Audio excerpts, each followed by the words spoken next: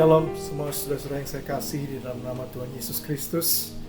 Kita baru saja merayakan Hari Raya Natal beberapa hari yang lalu, dan tidak terasa bahwa hari ini adalah hari kebaktian online kita yang terakhir di minggu terakhir tahun 2020. Karena minggu depan kita akan sama-sama masuki tahun 2021. Segala puji syukur atas kasih karunia dan perlindungan Tuhan. Kalau saudara dan saya, kita semua berada dalam keadaan sehat dan baik, dan hari ini kita akan sama-sama masuk dalam kebaktian. Mari saya ajak kita semua menyiapkan hati kita, dan kita akan berdoa untuk kebaktian ibadah hari ini. Bapa di dalam surga, Tuhan Yesus Kristus, Allah Roh Kudus, kami sangat bersyukur Tuhan untuk segala kebaikan Tuhan, untuk kasih karunia Tuhan. Hari ini kami boleh kembali bersama-sama beribadah secara online Tuhan. Kami menyiapkan hati kami, segenap tubuh, jiwa, dan roh kami Tuhan. Kami akan memuji, menyembah Tuhan dengan hati bersyukur. Dan kami juga menyiapkan hati kami untuk menjadi tanah yang subur, di mana firman-Mu ditaburkan Tuhan. Itu akan bertumbuh dan menghasilkan buah dalam kehidupan kami. Terima kasih banyak Bapa. Kami menyerahkan ibadah online kami hari ini, dari permulaan, pertengahan, sampai pada akhirnya, ke dalam tangan Tuhan. Segala hormat, pujian, syukur, dan kemuliaan hanya bagi nama Tuhan. Di dalam nama Tuhan Yesus Kristus kami berdoa, dan kami mengucap syukur. Haleluya. Amin. Selamat beribadah. Tuhan memberkati.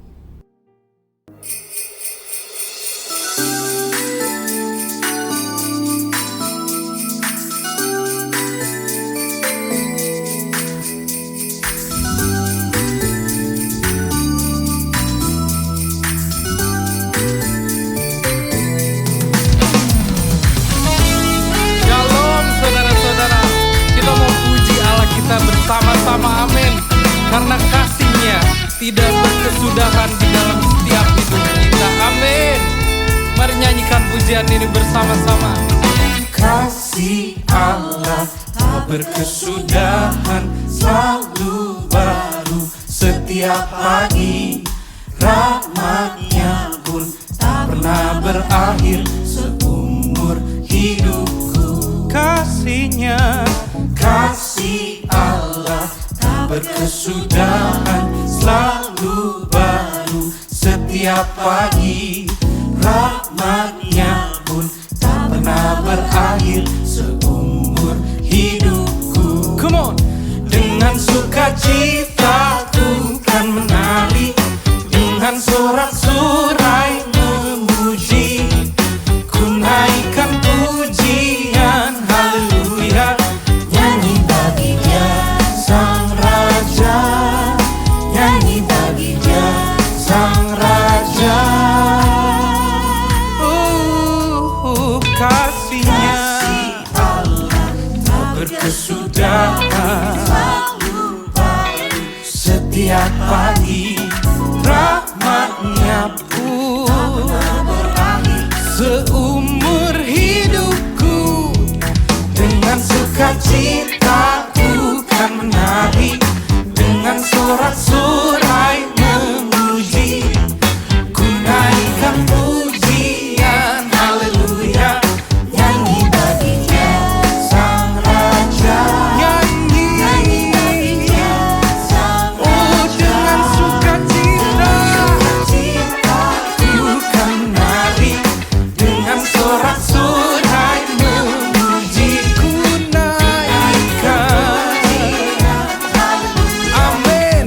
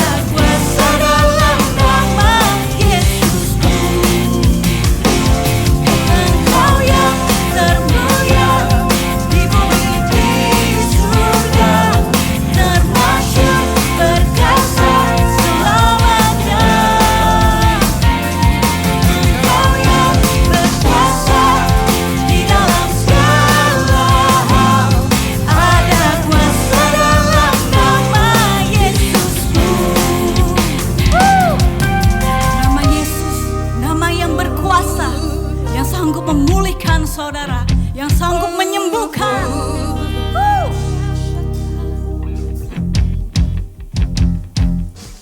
Nama di atas segala nama, nama yang telah membebaskanku. Segala kuasa tunduk pada nama itu, Yesus Tuhan segala Tuhan. Nama di atas segala nama,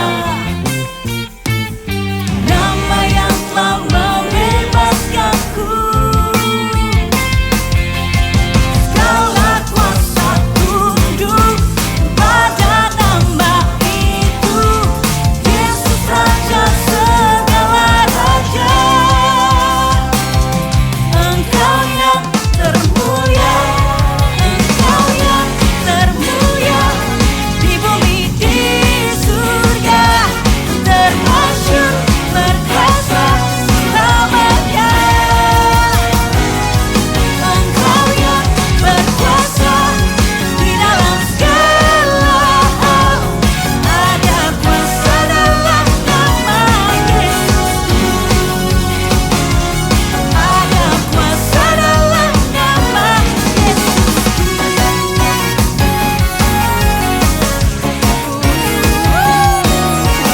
Kau berkuasa Tuhan,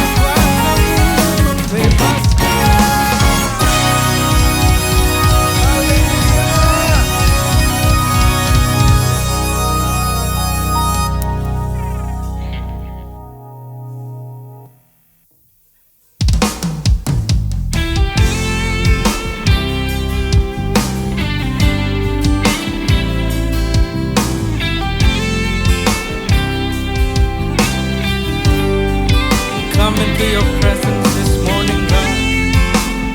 Just want to sing of your goodness in our life. And right now our hearts are filled with gladness to worship you, God. Come on, church, we want to sing this song together. Amen. I love you, Lord, for your mercy never fails me. All my days I've been held in your hands. From the moment that I wake up until I lay my head, I will sing of the goodness of God. I love you, Lord, for your mercy never fails me. All my days I've been held in your hands. From the moment that I wake up until I lay my head, I will sing of the goodness of God. Sing all my life, all my life you have been faithful. All my life you have been so good. With every breath that I am able, oh, I will sing of your goodness. Ooh, your goodness in our life. I love your voice. You have led me through the fire in darkest night. You are close like no one. I've known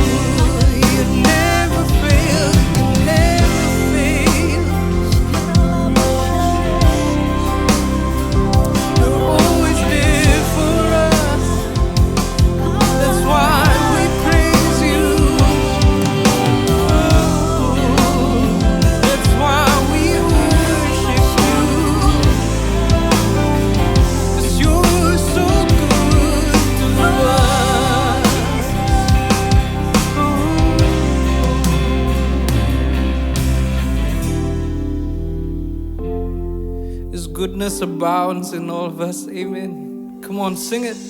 Your goodness is running after me. Your goodness is running after me. When my life laid down, I'm surrendered now. I give you everything. Your goodness is running after me. Your goodness is running after me. Your goodness is running after me. When my life laid down, I surrender now. I give you everything. Your goodness is running after me. All my life you have been faithful. All my life you have been so good. With every breath that I am able, oh, I will sing of the goodness of God. I will sing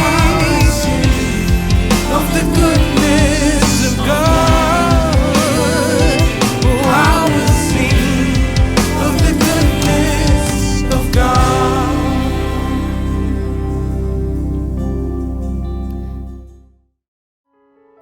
Mari saudara-saudara, sekarang waktunya kita akan menaikkan doa-doa syafaat kita.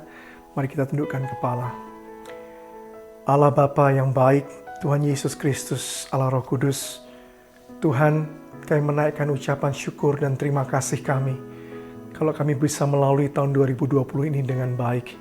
Semua hanya karena kebaikan Tuhan melewati masa-masa pandemik ini ya Tuhan. Kalau kami dijaga, dipelihara, kami masih bisa sehat sampai pada hari ini. Tuhan, kami juga mengucap syukur ya Tuhan, kalau ada permohonan dan juga Tuhan doa-doa pergumulan kami yang masih sepertinya belum dijawab ya Tuhan. Karena kami tahu Tuhan, Engkau senantiasa memperhatikan kebutuhan anak-anak-Mu dan Kau akan menjawab sesuai dengan kehendak-Mu dan pada waktu-Mu ya Tuhan.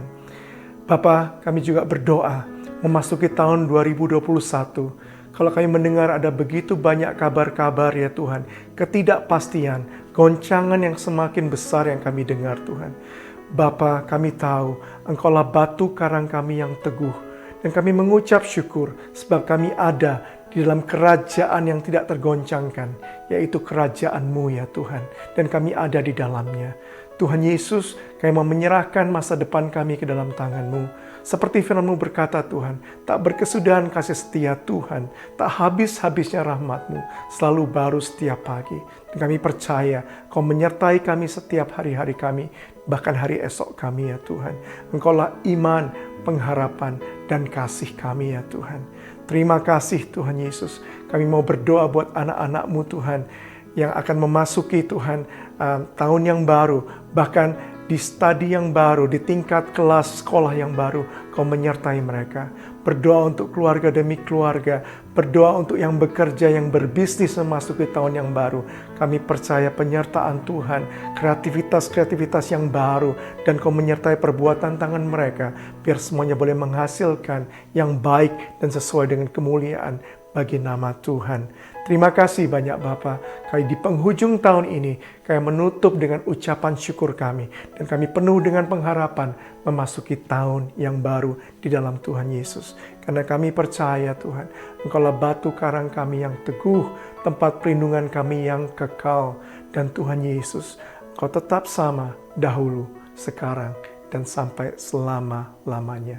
Terima kasih Tuhan. Di dalam nama Tuhan Yesus Kristus kami berdoa. Amin. Shalom saudara, di dalam edisi Voice of Pentecost kali ini, saya akan berbicara mengenai apakah mempercayai mujizat itu rasional. Kenapa? Karena sebagian orang Kristen menganggap orang Pentakosta tidak rasional ketika mempercayai mujizat, karunia roh, suara Tuhan, dan juga nubuatan serta hal supernatural lainnya. Mereka menganggap iman yang rasional adalah iman yang tidak bertentangan dengan hukum alam. Apakah benar demikian? Mari kita simak penjelasannya. Untuk itu kita perlu mengetahui apa itu definisi iman. Saudara, dalam Ibrani 11 ayat yang pertama, iman adalah dasar dari segala sesuatu yang kita harapkan dan bukti dari segala sesuatu yang tidak kita lihat. Dalam ayat ini jelas ada hubungan nyata antara harapan apa yang kita inginkan dalam kehidupan kita, juga penglihatan. Kita ambil contoh, salah satu pahlawan iman di dalam pasal 11 yaitu Yusuf. Yusuf melihat jauh ke depan bahwa umat Israel akan keluar dari Mesir. Dia minta agar tulang-tulangnya dibawa keluar. Padahal saat itu bangsa Israel masih lama berada di tanah Mesir. Tetapi itulah iman. Iman Yusuf menjadi dasar dari sesuatu yang dia harapkan sesuai dengan janji Tuhan. Dan dia berani berkata-kata.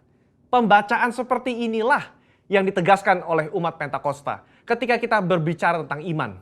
Bahwa apa yang dialami oleh tokoh Alkitab dapat juga dirasakan dan dialami oleh kita hari ini. Iman Pentakosta bukan hanya pengakuan kognitif semata, tetapi iman yang dihidupi dari hari ke hari. Kita percaya sepenuhnya bahwa Alkitab diinspirasikan Roh Kudus untuk mengungkapkan isi hati Allah kepada manusia. Saya bacakan di dalam Yohanes 14 ayat yang ke-6. Tuhan Yesus berkata, kata Yesus kepadanya, "Akulah jalan dan kebenaran dan hidup. Tidak ada seorang pun yang datang kepada Bapa kalau tidak melalui aku." Yesus tidak mengatakan bahwa dia akan menunjukkan kita kebenaran. Tapi Yesus sendiri mengatakan bahwa akulah kebenaran itu sendiri. Jadi jika Yesus adalah kebenaran, maka apa saja yang dikatakan oleh dia adalah benar adanya. Dengan demikian, kita dapat percaya kepada dia yang berjanji.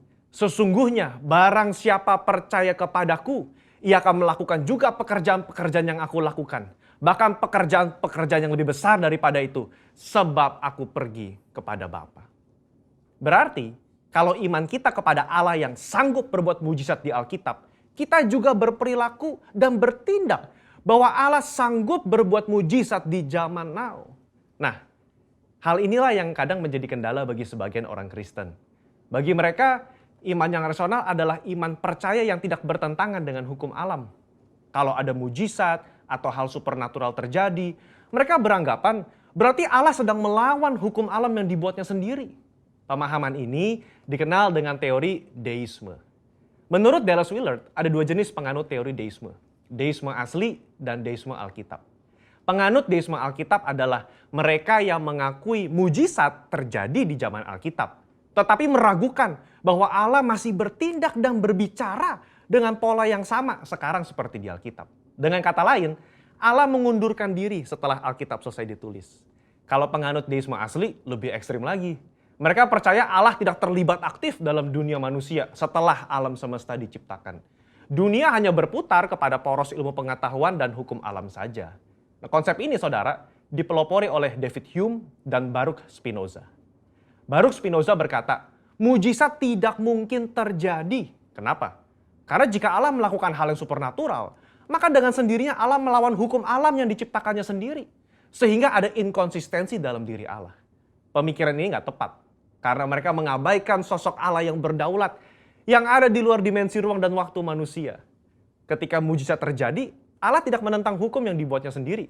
Tapi dia mengintervensi agar maksud dan tujuan ilahinya tercapai. Sebagai ilustrasi, jika saudara melepaskan buah apel, maka apel tersebut akan jatuh ke tanah. Tapi jika tiba-tiba ada seseorang menangkap apel tersebut sebelum menyentuh tanah, maka bisa dikatakan orang tersebut telah mengintervensi hukum gravitasi. Bukan mengubah atau bahkan meniadakannya. Sama dengan mujizat. Allah tidak mengubah atau menentang hukum yang dia ciptakan sendiri. Dia hanya mengintervensi agar maksud dan tujuan ilahinya tercapai. Orang percaya harus hati-hati terhadap paham deisme ini. Karena kalau tidak, ini akan mempengaruhi cara kita melihat dan menafsir fenomena ilahi. Orang yang percaya kepada paham deisme akan selalu menolak klaim mujizat dan hal supernatural lainnya. Meskipun bukti-bukti di lapangan berbicara sebaliknya. Mungkin saudara pernah mendengar argumen dari 1 Korintus 13 ayat 8 dan 10. Saya bacakan. Kasih tidak berkesudahan, nubuat akan berakhir, bahasa roh akan berhenti, pengetahuan akan lenyap. Tetapi jika yang sempurna tiba, maka yang tidak sempurna itu akan lenyap. Karunia nubuatan, suara Tuhan, bahasa roh, dan mujizat seharusnya sudah lenyap sekarang. Kenapa? Karena yang sempurna sudah tiba. Mereka berpikir yang sempurna itu adalah ketika Alkitab selesai ditulis. Padahal, kalau dilihat dari konteks tulisan Paulus secara menyeluruh, banyak teolog dan gereja mengafirmasi bahwa yang dimaksud dengan sempurna itu adalah kedatangan Yesus kali yang kedua untuk menjemput umatnya. Ketika kita sudah berada di sorga, nubuat sudah tidak perlu, mujizat sudah tidak perlu, karena kita sudah berjumpa dengan Yesus. Saudara, kalau saya boleh rangkum, maka mempercayai mujizat adalah ekspresi dari iman yang rasional.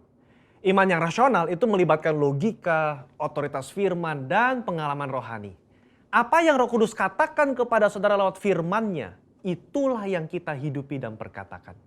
Kalau Yesus yang kita sembah memberikan begitu banyak contoh dalam pelayanannya dengan mujizat, mari kita melayani dengan semangat dan percaya bahwa Roh Kudus-Nya akan meneguhkan pelayanan kita semua dengan tanda dan mujizat. Haleluya. Saudara, untuk penjelasan lebih lengkapnya dari tim teologia kami, jangan lupa buka link yang ada di atas atau scan QR Code yang tersedia. Tuhan Yesus memberkati. Amin.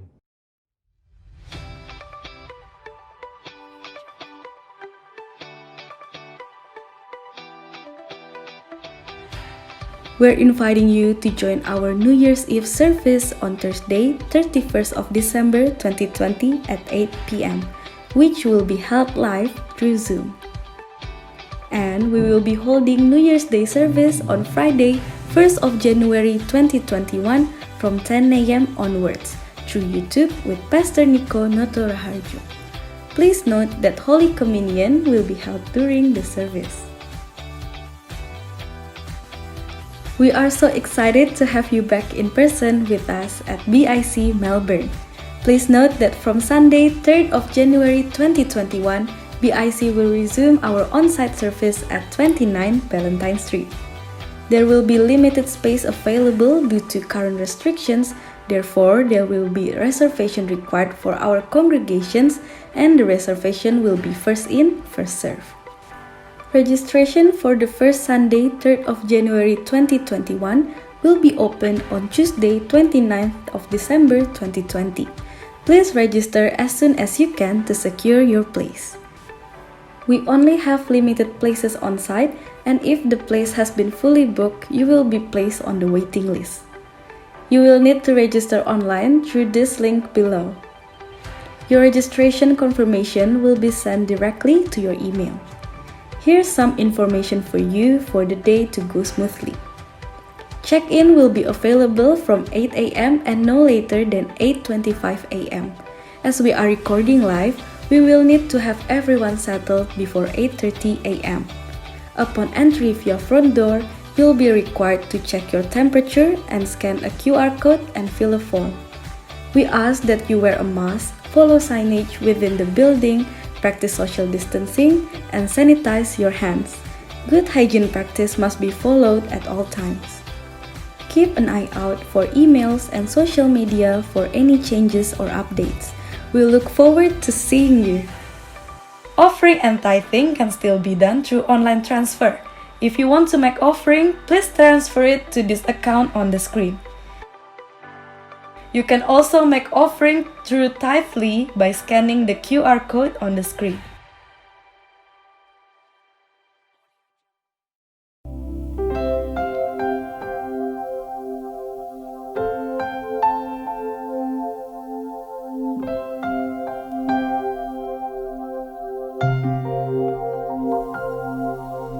Tiada pernah ku ragukan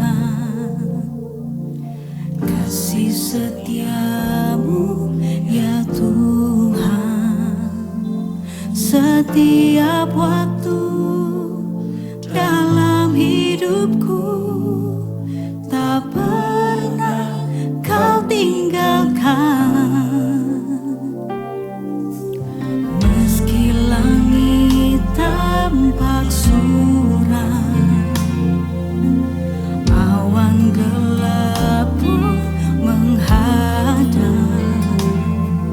Hadapi badai, lewati gelombang, tak pernah kau tinggalkan diri.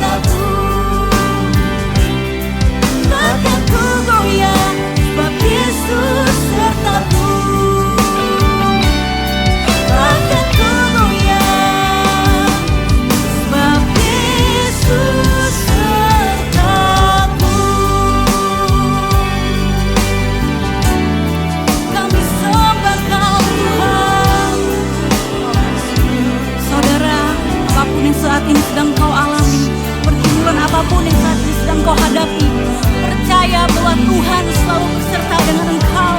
Tuhan Yesus tidak pernah meninggalkan engkau. Mari saat ini sama-sama kita sembah Dia. Kami sembah Engkau Tuhan. Ini bentuk iman kami percaya kepadamu. Haleluya. Syarikadalamo. Huyanarabashe. Kami sembah Engkau Tuhan. Kami tinggikan namamu. Haleluya.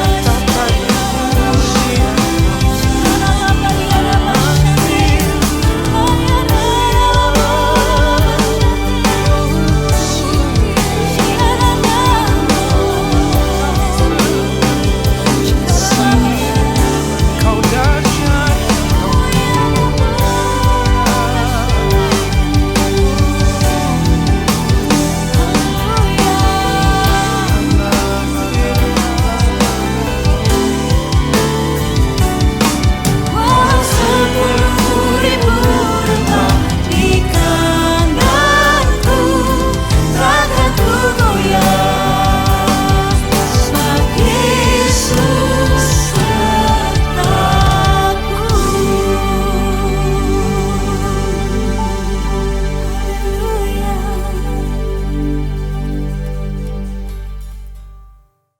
Shalom saudara yang dikasihi Tuhan.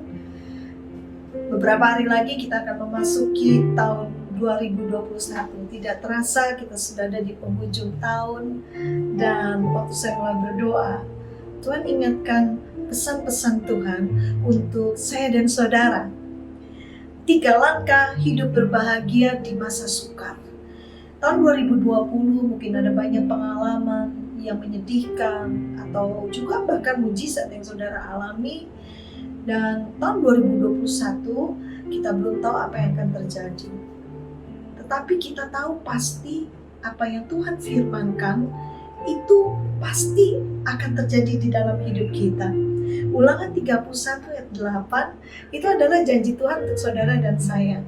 Sebab Tuhan, Dia sendiri akan berjalan di depanmu, Dia sendiri akan menyertai engkau, Dia tidak akan membiarkan engkau dan tidak akan meninggalkan engkau. Janganlah takut dan jangan patah hati, jangan patah semangat, karena ini janji Tuhan untuk saya dan saudara. Jadi mari kita berjalan bersama dengan Dia.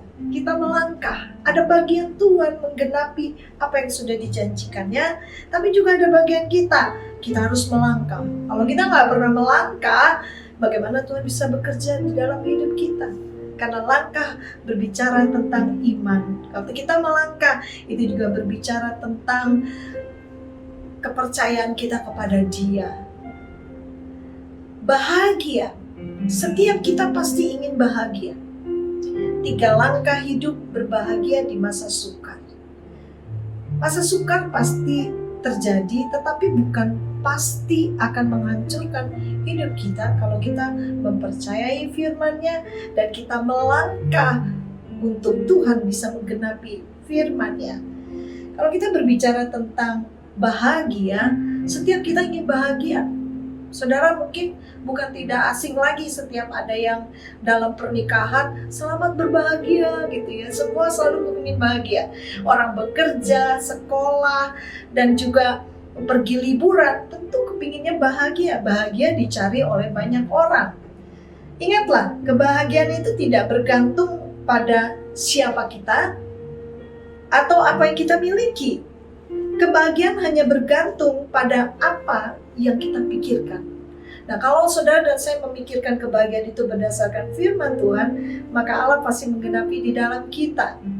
Di dalam bahagia saya menemukan 3 hal yang terkandung, yaitu kebenaran, damai sejahtera. Orang bahagia itu pasti mengalami damai sejahtera dan juga sukacita. Ternyata 3 hal ini dikerjakan oleh satu pribadi yang bernama Roh Kudus, yaitu Allah sendiri. Roma 14 ayat 17 menuliskannya. Hambatan tidak menghentikan kita untuk berbahagia. Masalah tidak akan bisa menghentikan untuk kita bisa berbahagia. Orang lain tidak bisa menghentikan kita untuk bahagia. Cuma satu yang bisa menghentikan untuk kita berbahagia. Siapa? Kita sendiri. Karena kebahagiaan adalah sebuah keputusan. Hari ini saya mengajak setiap saudara, ambillah keputusan untuk hidup berbahagia. Dan saya percaya tahun yang baru akan menjadi tahun yang luar biasa di mana hidup saudara berbahagia. Mari bersemangat.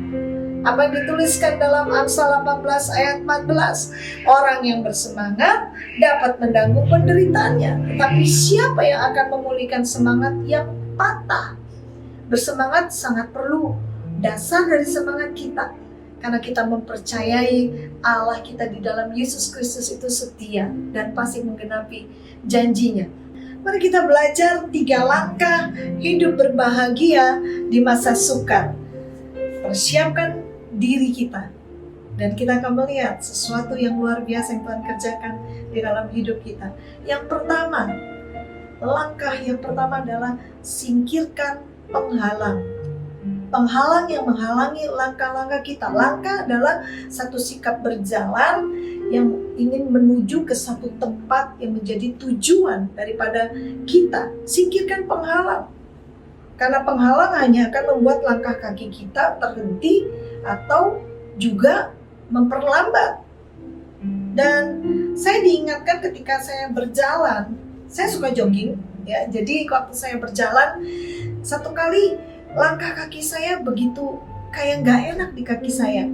Sakit, tapi tidak terlalu sakit sekali. Tapi saya tidak bisa langkah cepat. Kalau saya jalan biasa atau berhenti tidak sakit. Tapi ketika saya mulai berjalan terus, dan apa yang saya rasakan makin lama makin sakit.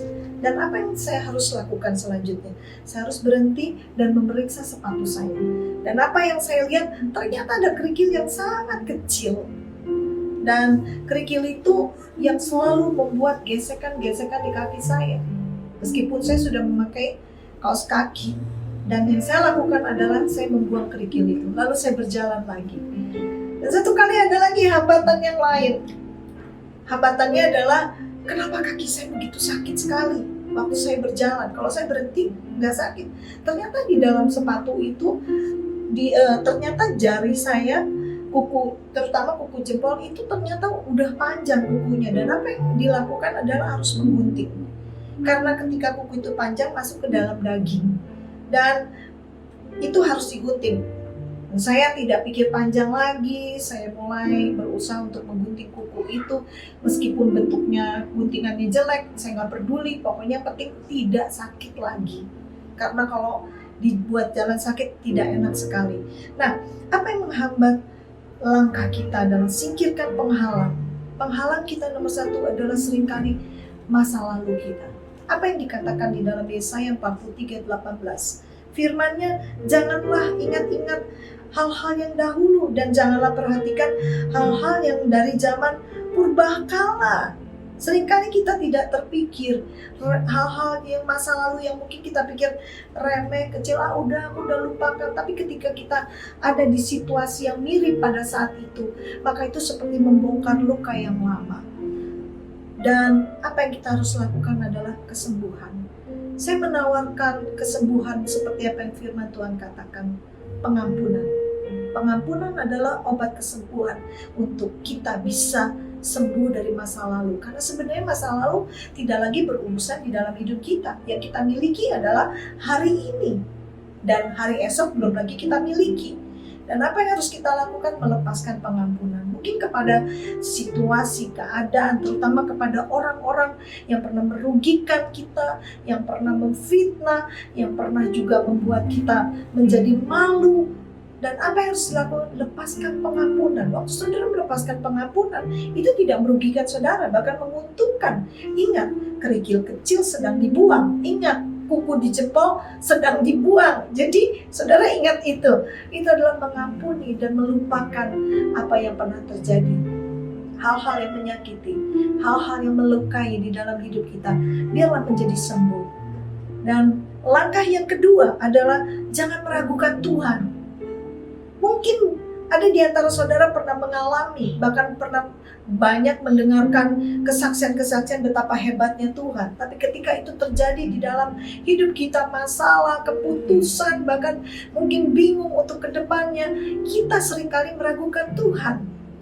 Bukankah ini sama seperti orang Israel? Dalam Mazmur 78 ayat 17-22 menuliskan bagaimana bangsa Israel mencobai Tuhan, meminta makanan menuruti nafsu mereka. Mereka berkata kepada Allah, sanggupkah Allah menyajikan hidangan di padang gurun? Memang ia memukul gunung batu sehingga terpancar air dan membanjir sungai-sungai. Tetapi sanggupkah ia memberikan roti juga? Ini bentuk keraguan dari bangsa Israel yang sudah melihat perbuatan Tuhan yang ajaib. Bagaimana Allah membelah Laut Merah, bagaimana mereka berjalan di padang gurun dan mereka tidak menjadi sakit. Tetapi mereka masih meragukan ini. Lalu atau menyediakan daging bagi umatnya. Ini satu bentuk pertanyaan yang kayak meremehkan, meragukan Tuhan. Dan bukankah itu seringkali terjadi kepada kita? Kita sudah baca firman, kita dengar kesaksian, bahkan kita mengalami bagaimana Tuhan luar biasa. Tapi ketika masalah itu datang lagi dalam hidup kita, masalah yang lain, tantangan yang lain, kita ragu. Tuhan, masihkah Tuhan mau mendengar doaku? Masihkah Tuhan masih mau mendengarkan keluhanku? Dan itu yang merupakan keraguan dari kita. Apa yang dituliskan Mazmur 26 ayat yang pertama? Kepada Tuhan aku percaya dengan tidak ragu-ragu. Ini Daud menuliskannya. Dan kita tahu Daud adalah seorang pahlawan. Di dalam peperangan yang terjadi, Daud selalu mengalami kemenangan. Yakobus 1 ayat 8 dikatakan, sebab orang yang mendua hati tidak akan tenang dalam hidupnya. Kalau saya boleh katakan mendua hati, orang yang mendua hati itu biasanya hidupnya ragu-ragu. Dan itu tidak menjadi tenang. Dan Tuhan ingatkan kepada kita, biarlah kita tidak meragukan Tuhan. Singkirkan penghalang. Yang pertama, singkirkan penghalang yang menghalangi langkah kita. Yang kedua, biarlah kita tidak meragukan Tuhan. Hari ini kita boleh ada, boleh bernafas. Itu adalah suatu bukti kasih Tuhan. Jangan ragukan, karena waktu kita hidup, kita bernafas hari ini, masih ada kesempatan untuk hidup menjadi lebih baik. Masih ada kesempatan untuk kita bisa bertobat. Masih ada kesempatan untuk kita bisa menyenangkan Tuhan dan menyenangkan sesama kita. Langkah yang ketiga, biarlah hidup kita dipimpin oleh Roh Kudus. Karena Roh Kudus adalah pribadi Allah. Roh Kuduslah yang membawa kita bisa mengenal Dia. Roh Kuduslah yang akan memampukan kita untuk melewati langkah-langkah yang tidak mudah. Tetapi kalau kita ada di dalam kuasa Roh Kudus, saudara akan dipimpin. Roh Kudus adalah Roh Allah dan saudara, langkah saudara tidak akan pernah salah. Keputusan yang kita ambil tidak akan pernah salah. Nabi Yehezkiel mendapat penglihatan yang dituliskan dalam Yehezkiel 47 ayat 1 sampai ke 5. Bagaimana air yang keluar dari bait Allah lalu mengalir dan keluar dan mengalir dan akhirnya membentuk sungai yang ada. Dan saya melihat ini sebagai air salah satu gambaran daripada Roh Kudus. Ada berbagai macam gambaran atau simbol dari Roh Kudus. Minyak, angin, bahkan juga merpati dan anggur. Dan salah satunya juga api, dan satu lagi adalah air. Dan air, biarlah kita ditenggelamkan oleh Roh Kudus. Sebab ketika kita hidup dipimpin Roh Kudus, itu akan berbeda. Dari apa yang dituliskan dari kitab Yehezkiel ini, bagaimana kita harus ditenggelamkan. Bukan saja ditenggelamkan hanya di batas pergelangan kaki atau bahkan sampai lutut, bahkan sampai pinggang, tetapi benar-benar semuanya ditenggelamkan. Berarti kalau kita berjalan mau dituntun oleh Roh Kudus, kita harus menyerahkan semuanya. Biarlah kita berjalan di dalam Roh, sebab Roh Kudus, Roh Allah tidak pernah salah. Kenapa kita perlu ditenggelamkan? Karena waktu ditenggelamkan, daging kita mati. Saudara pernah lihat orang yang mati karena kelelep di air? Karena tidak bisa bernafas. Secara rohani, kita bisa katakan bahwa kita perlu ditenggelamkan supaya daging ini mati. Daging ini kuat, roh ini penurut. Jadi kalau kita hidup dituntun Roh Kudus, seharusnya kita menjadi orang-orang yang menurut sesuai dengan firman Tuhan. Apa yang dikatakan di dalam Roma 8 ayat 5 sampai 6? Sebab mereka yang hidup menurut daging memikirkan hal-hal yang dari daging. Mereka yang hidup menurut roh memikirkan hal-hal yang dari roh. Karena keinginan daging adalah maut, tetapi keinginan roh adalah hidup dan damai sejahtera, kebahagiaan. Jadi relakan diri saudara, dan ketika Roh Kudus menginginkan langkah-langkah selanjutnya, percayalah bahwa itu adalah langkah Tuhan dan tidak salah. Tenggelamkan diri saudara dalam hadirat Tuhan. Waktu saudara membaca firman Tuhan, waktu saudara berdoa, waktu saudara memuji dan menyembah Tuhan, saudara membiarkan dirimu tenggelam dalam hadiratnya. Waktu saudara berjalan di dalam kebenaran firman Tuhan, hidup kudus, itu namanya saudara sedang ditenggelamkan. Kalau ditenggelamkan, kalau mati itu gak enak. Daging itu berontak, aduh sakit, aduh bangun pagi harus baca Alkitab, harus berdoa lagi. Itu gak nyaman. Hobi saudara harus disingkirkan, hobi-hobi yang tentu tidak sesuai dengan firman Tuhan. Film-film yang gak benar, bahkan juga hobi-hobi yang lain, perkataan-perkataan bercanda yang gak ada gunanya, ya, perkataan kotor. Saudara perlu tanggalkan, dan itu adalah kematian daging. Kalau itu yang terjadi, maka kita akan hidup oleh roh. Apa yang tuliskan Galatia 5 ayat 16? Hiduplah oleh roh, maka kamu tidak akan menuruti keinginan daging. Mari saya ingin mengajak setiap saudara untuk hiduplah oleh roh. Berjalanlah di dalam kekuatan daripada Allah Roh Kudus. Ketika daging ini kuat, perbuatan daging itu selalu akan membawa kita pada dosa. Tanda daripada daging kita kuat, kita masih punya keinginan melakukan dosa. Kembali kepada dosa yang lama. Kembali kepada perbuatan-perbuatan yang lama, pikiran-pikiran yang jahat. Tanggalkan semua itu. Sakit memang sakit. Biasa mungkin mau tahun baru, mau acara pesta, saudara harus minum minuman keras, atau bahkan juga kalau saudara nggak merokok rasanya nggak nyaman. Tapi tahukah saudara, ketika kita menanggalkan daging ini, maka roh kita akan hidup. Kalau roh hidup, dia akan menuntun kita ke jalan langkah-langkah yang tidak salah. Dan apa yang dituliskan dalam Yesaya 47 ayat 9, sehingga kemana saja sungai itu mengalir, segala makhluk hidup yang berkeriapan di dalamnya akan hidup. Ikan-ikan akan menjadi banyak, sebab kemana saja air itu sampai, air laut di situ menjadi tawar, dan kemana saja sungai itu mengalir, semuanya di sana hidup. Tahukah saudara, waktu saudara bahagia itu bisa menular loh.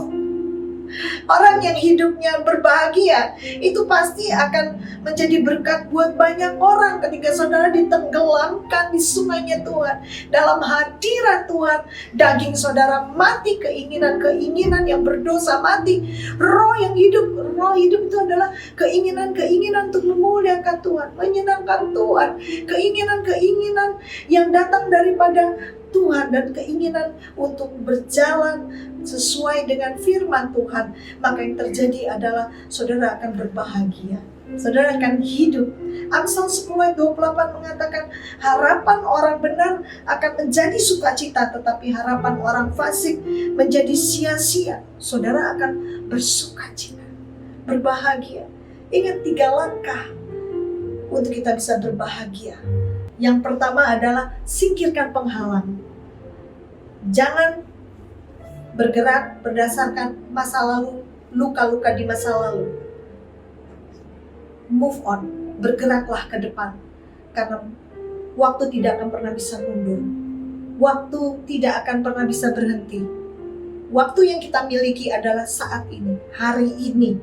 Hargai, buat keputusan. Ketika kita buat keputusan benar, maka langkah ke depan kita, hari esok kita juga akan benar.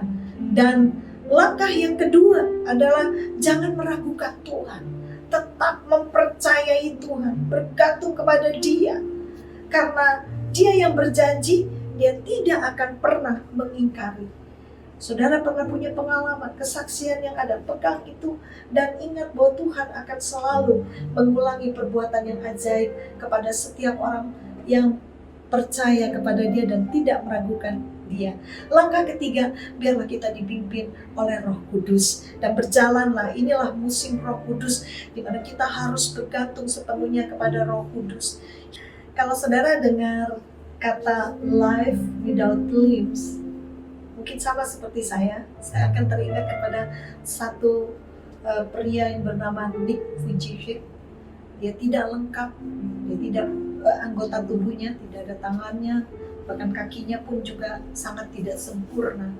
Tetapi apa yang terjadi dari seorang Nick adalah dia banyak memotivasi orang. Tapi tahukah saudara bagaimana ketika dia lahir? Dan mungkin ketika bayi belum menyadari, tetapi ketika mulai bertambah usia, maka Nick akan menyadari, dia lihat kenapa tubuhku berbeda dari teman-temanku yang lain. Aku nggak punya tangan yang sempurna, aku nggak punya kaki yang sempurna. Dan itu yang dialami oleh Nick sehingga di usia 10 tahun, Nick mengambil keputusan untuk bunuh diri. Karena dia merasa dirinya sangat lain, dia minder, dia malu. Tapi puji Tuhan ketika Nick dipulihkan oleh Tuhan, dia berjumpa dengan Tuhan, dan Tuhan membuat pemulihan dalam hidup dia, dan dia dipakai oleh Tuhan. Dan sesuatu mujizat, sesuatu yang luar biasa Tuhan kerjakan. Seorang pria yang tidak sempurna, tapi hari ini memiliki 3 orang anak, istri, dan rumah tangga yang berbahagia. Tahukah saudara, kebahagiaan nih ketika dia mengambil keputusan, menyingkirkan penghalang di dalam hidup dia, yaitu apa? Rasa malu diri dia sendiri. Langkah kedua yang dilakukan Nick adalah dia tidak meragukan Tuhan. Tuhan yang berjanji dalam hidup dia. Walaupun kondisi fisik terbatas, tapi iman dia tidak terbatas. Lalu langkah ketiga, saya percaya ini yang diambil oleh Nick. Yang terpenting yaitu apa? Berjalan di dalam Roh. Dia tenggelam di dalam hadirat Tuhan, di dalam Roh Kudus, sehingga kedagingannya mati. Dan kalau daging mati, dia hanya melihat Tuhan. Dia tidak melihat apa yang manusia katakan di dalam diri dia. Sehingga kita lihat apa yang terjadi. Nick menjadi seorang motivator yang memuliakan Tuhan, yang menjadi seorang penginjil. Dan hidup dia banyak jiwa-jiwa yang diselamatkan. Dan hari ini saya ingin mengajak saudara, mari kita ikut 3 langkah ini. Hiduplah berbahagia. Karena waktu saudara berbahagia, saudara akan menjadi berkat buat banyak orang. Kalau ada di antara saudara yang meragukan Tuhan, mari sebelum tahun ini berakhir, datang kepada Dia. Katakan, Tuhan ampuni, aku meragukan Engkau. Mungkin karena saudara pernah punya pengalaman yang tidak enak. Seperti Tuhan mengecewakan hidup saudara. Sepertinya Tuhan jauh tidak menjawab saudara. Tapi saya ingin mengajak saudara mengingat satu hal yang sederhana saja. Kalau hari ini kita bisa bernafas, hari ini kita bisa ada, itu adalah satu bukti bahwa Tuhan mengasihi kita. Jangan ragukan Dia. Mungkin seringkali apa yang kita doakan, apa yang kita rindukan tidak secara instan Tuhan menjawab. Ada di dalam waktunya Tuhan. Bahkan juga yang ketiga, saya ingin berdoa untuk setiap saudara berkata, Tuhan, aku mau berjalan di dalam Roh-Mu. Pimpin aku Tuhan, pimpin langkahku. Saya diingatkan bagaimana bangsa Israel di dalam perjalanan menuju tanah Kanaan, keluar dari tanah Mesir, tidak mudah berjalan di padang gurun. Ada banyak binatang buas, ada banyak hal-hal yang tidak nyaman. Tetapi ingat, Tuhan itu tidak pernah gagal kasihnya kepada kita. Dia memimpin pada siang hari dengan tiang awan, bahkan pada malam hari pada tiang api. Sehingga tidak ada satupun dari mereka yang hidupnya berkekurangan, bahkan yang sakit pun tidak. Selama 40 tahun, Tuhan memimpin bangsa Israel, pakaian mereka pun tidak rusak. Langkah mereka dipimpin oleh Tuhan. Saya ingin mengajak saudara, untuk melihat bahwa pertolongan Tuhan sungguh ada. Dan kalau kita berjalan dipimpin oleh Roh Kudus, kemana saja. Sudah tahu kalau ikan yang mati itu selalu akan ngikutin sungai kan, mengalir kan. Ikan yang hidup itu yang melawan arah yang ada, arus yang ada. Tapi ketika arus sungainya Allah mengalir dan kita ada di dalam sungai Allah ditenggelamkan, kemana saja air sungai itu mengalir, berarti kita ada di dalam sungai itu. Kita sudah tidak lagi bisa berdaya, kita hanya berserah. Orang-orang yang bergantung kepada Tuhan itu adalah orang yang berserah. Tuhan, aku menyerahkan segalanya. Dan kalau kita udah bilang menyerahkan segalanya, berarti daging kita nggak boleh ikut-ikutan.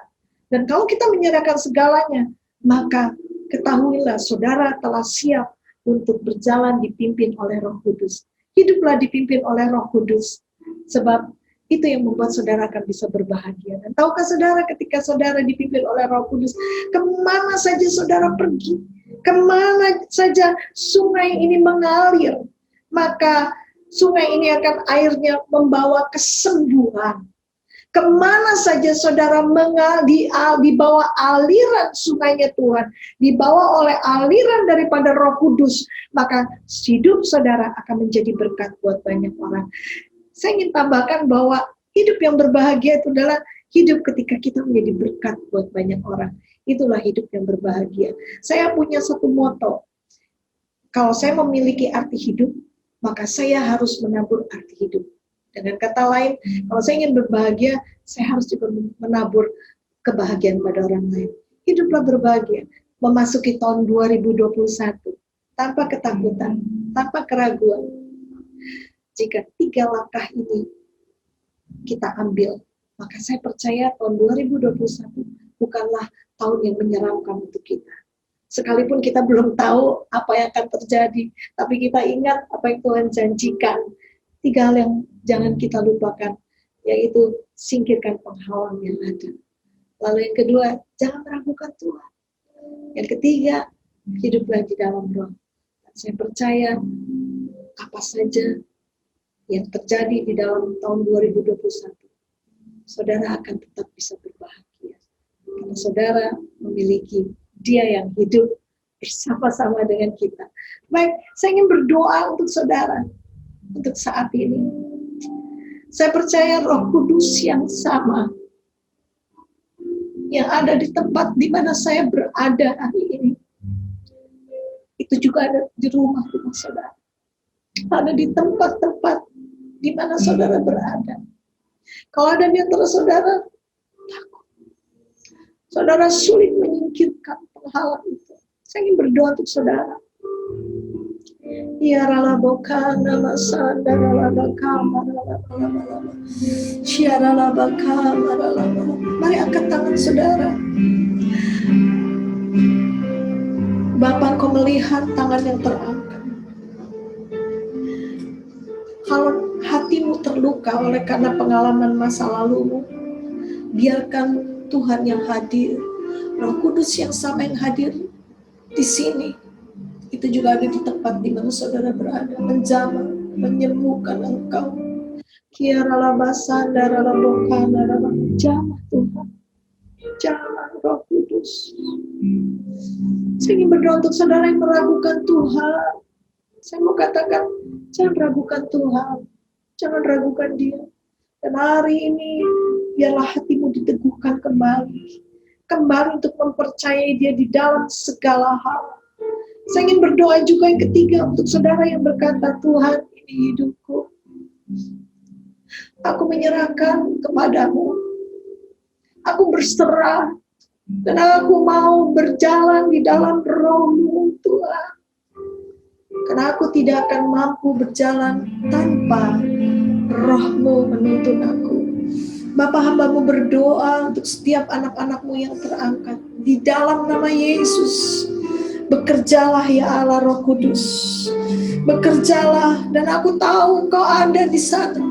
Bahkan hari ini, oleh karena mereka mengambil keputusan untuk berserah kepadamu, ya Roh Kudus, jamah dan sembuhkan, pulihkan kehidupan mereka. Siapkan anak-anak-Mu untuk memasuki masa-masa yang sukar namun tetap berbahagia. Karena orang yang bergantung kepadamu tidak akan pernah kau kecewakan. Terima kasih, dan di dalam nama Yesus kami percaya Tuhan bahwa Engkau mendengar dan menjawab setiap doa yang kami naikkan. Mari angkat kedua tangan saudara sebagai satu sikap. Tuhan, aku tidak mampu tanpa Engkau untuk melangkah lebih lagi. Tuhan, aku tidak mampu untuk melangkah, menyingkirkan penghalang-penghalang dalam hidupku, pengalaman di waktu masa lalu yang menyakitkanku. Tuhan Yesus, aku tidak mampu kalau aku menyingkirkan juga hal-hal yang meragukan hatiku tentang Engkau.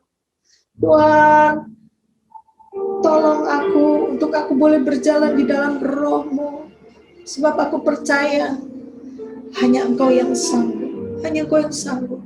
Kalau ada di antara saudara yang mengalami kelemahan tubuh, kelemahan fisik, bahkan juga masalah-masalah yang lain, angkat tangan saudara.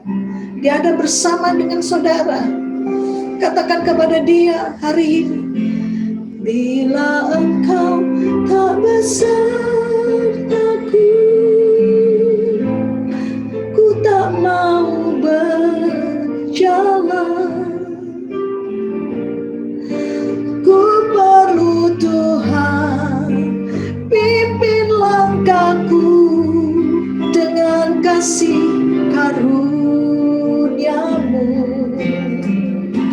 Pimpin langkahku setiap waktu, berjalan dalam Roh-Mu.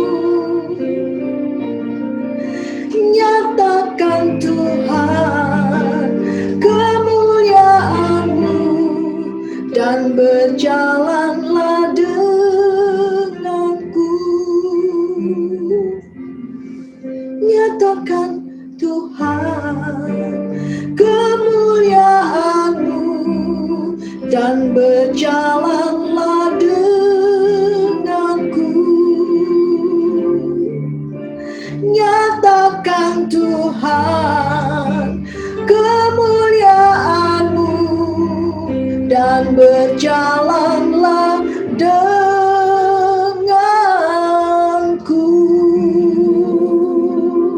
Di dalam nama Yesus. Haleluya. Amin. Amin. Tuhan memberkati saudara. Praise the Lord. Puji Tuhan. Terima kasih Pastor Betty Handoyo yang sudah menyampaikan firman Tuhan buat kami hari ini. Tuhan Yesus memberkati. Saudara, sebelum saudara jangan dulu keluar daripada online service ini, akan ada beberapa pengumuman penting yang saya akan sampaikan, dan ada satu pengumuman yang sangat menggembirakan yang akan saya sampaikan buat kita semua. Yang pertama adalah hari ini tidak diadakan after service fellowship seperti minggu-minggu berikutnya, ya. Tidak ada lagi after service fellowship, ya.